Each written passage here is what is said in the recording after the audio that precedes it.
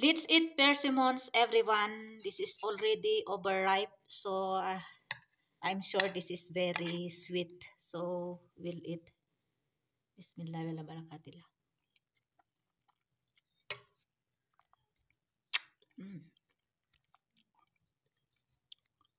Very sweet.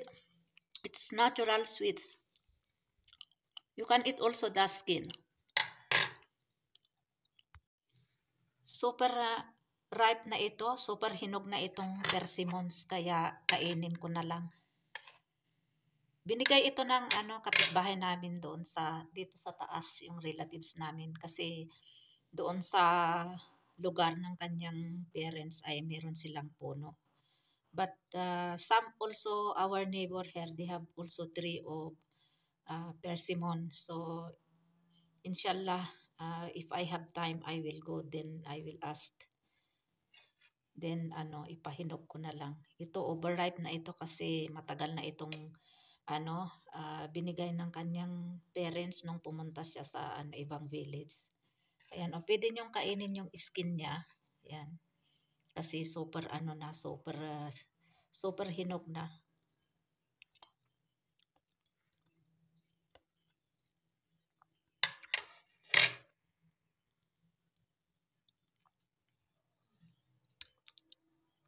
Grabe, sobrang sobrang tamis. Parang lasa ay yung honey.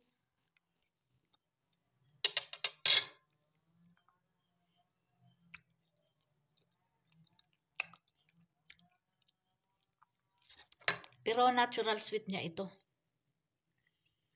Season kasi ngayon ng ng persimmon dito sa Pakistan nationwide.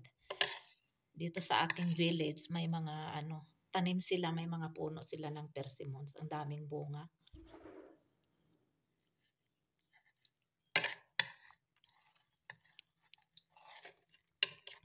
Ang lasa nito ay yung parang star apple sa atin, yung kaimito.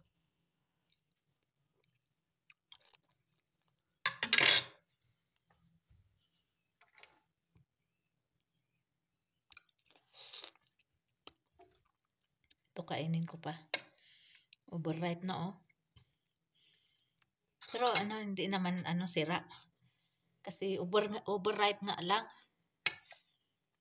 Kailan niya ito binigay? Last week pa. Hindi ko nakakalimutan ko kasi nilagay ko doon sa sa stock room doon sa old kitchen namin. Ngayon nakita ko, kaya ito kainin ko na lang. Sobrang durog na durog. Masarap din ito gawin na na jam o kaya cake. Gumagawa ako nito noon. Nag-bake din ako noon, mga matagal na, 2 to 3 years ago. Tapos gumawa din ako nito ng jam. Masarap. At saka masarap din ang cake nito.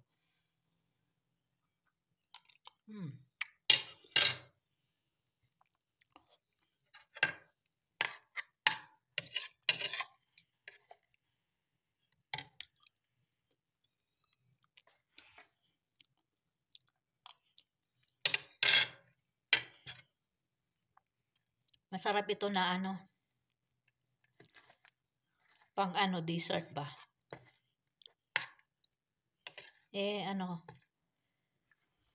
Katatapos ko lang kumain kasi ng ng lunch. Yung aking kinain ay yung paksiw. Paksiw na ulo ng isda na may din hindi ulo. Ang sarap ng aking paksiw.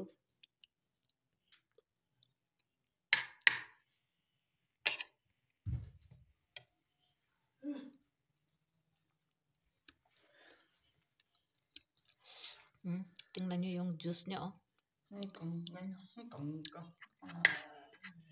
Bali ito yung pinaka star apple nila dito sa Pakistan, kaimito.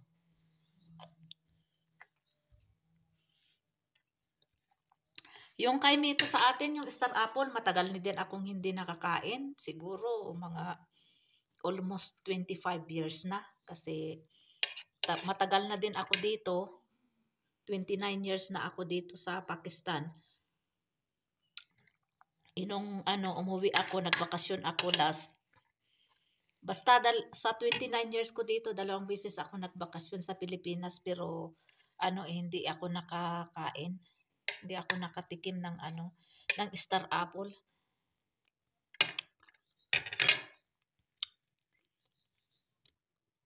Matagal na, siguro mga college pa ako noon.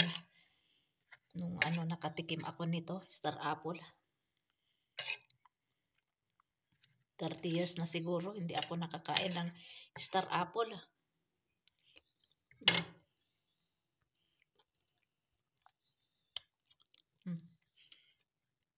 Naubos ko yung 2. Pero kung may diabetic ka, pwede din ito kainin kasi natural sweets eh. Natural sweet naman niya, no added sugar.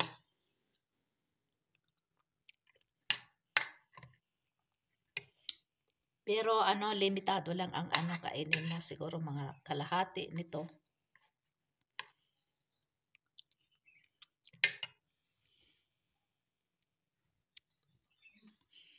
Naubos ko 2.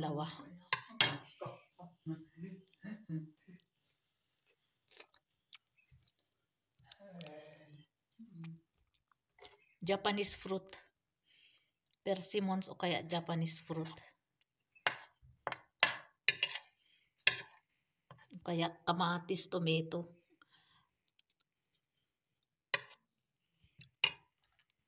Parang kamatis kasi yung niya eh. Hugis niya. Pero tawag talaga dito persimmons, yung yung sa English. Tawag nila dito sa Urdu. O kaya sa ibang language, dialect, amluk. Ayan, pakainin natin sila ng persimmons. Ayan, oh. Ayan. Gusto niya.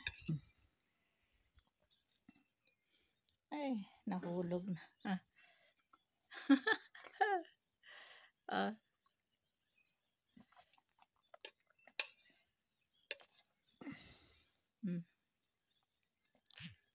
Grabing ang juice niya.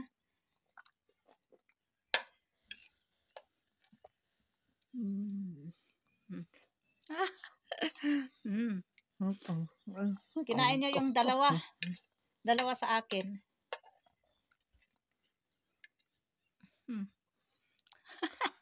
Ay. Ayan, ubos yung 4 na pirasong overripe na persimmon. 2 kinain ni Langga. Gustong-gusto niya.